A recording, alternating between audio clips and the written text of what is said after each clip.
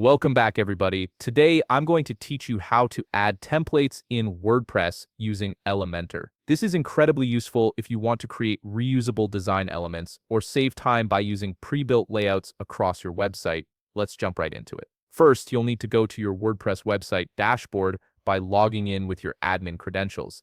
This is the back end of your site where all the magic happens. Once you're logged in, you'll have access to all the tools you need to manage your content and design. Now look for the Templates option in the upper left, just below the main dashboard menu. This is where Elementor stores all your template options, making it easy to access and organize your design assets. Once you've found it, go ahead and click on Add New. This will open up the template creation interface where you can start building. Next, you'll be prompted to select the type of template you want to work on. You'll see options like container, page, or section. Each serves a different purpose depending on what you're trying to create. For example, if you need a full page layout, select Page. If you just want a reusable section for headers or footers, choose Section. Pick the one that fits your needs and move forward. After making your selection, you can create your template, click on the button to proceed, and the Elementor editor will start preparing your workspace. Wait a few moments while the template loads.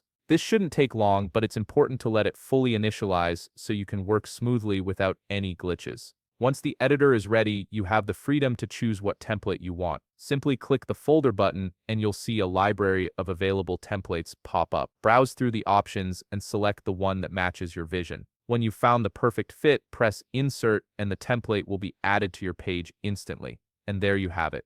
You've successfully added a template in WordPress using Elementor, giving you a powerful way to streamline your design process and maintain consistency across your site. If you found this video helpful, please leave a like, subscribe, and see you in the next video.